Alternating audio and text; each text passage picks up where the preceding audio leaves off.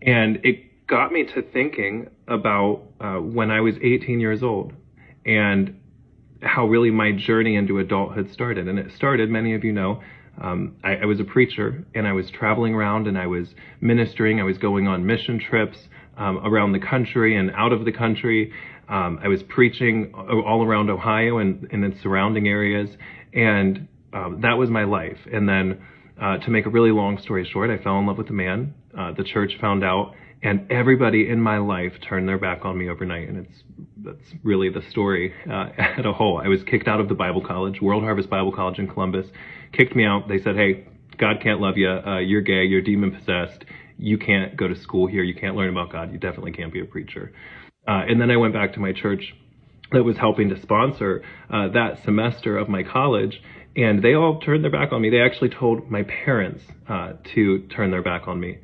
And then they told me that I essentially was possessed by an evil spirit and that I needed to pray for God to deliver me and that I needed to fast. And mind you, at 18 years old, all I had ever known was the doctrine that I was taught growing up. And so this was all very detrimental and disturbing to me at a young age. But then to have experienced all of that judgment and just all of that chaos, and then all of my support systems disappearing overnight, that caused a lot of deep wounds.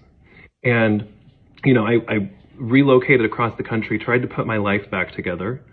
And, you know, I got to experience an entirely different culture than what I was used to. I was in a place where it was okay to be gay. It was okay just to be yourself and you were accepted. There's a different type of inclusion and acceptance in Florida than there is in Mansfield, Ohio. So, you know, when I returned back after being gone about 10 years, it really triggered a lot of those feelings. You know, I still don't hold my husband's hand in the grocery store because it makes me feel uncomfortable. And frankly, it makes us nervous that some hillbilly in Mansfield is going to find us in the parking lot and jump us and kill us. And you see that kind of stuff on the news and it makes you uncomfortable.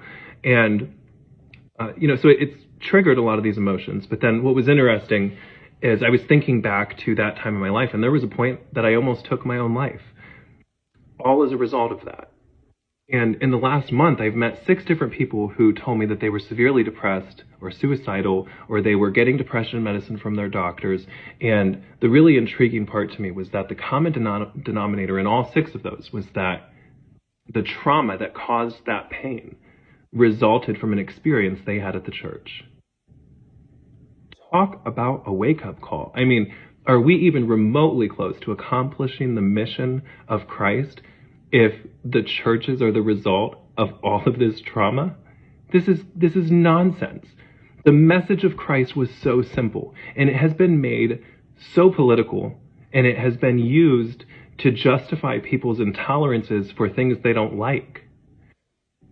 And it's just unbelievable. But I guess I guess this was just therapy, because I want to try to sell this message to the local churches like, hey, you know, people are taking their lives and it's your fault.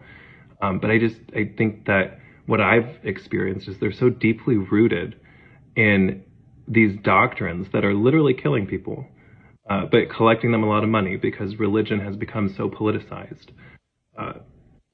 It's just mind-boggling. So I guess I'll leave you with this.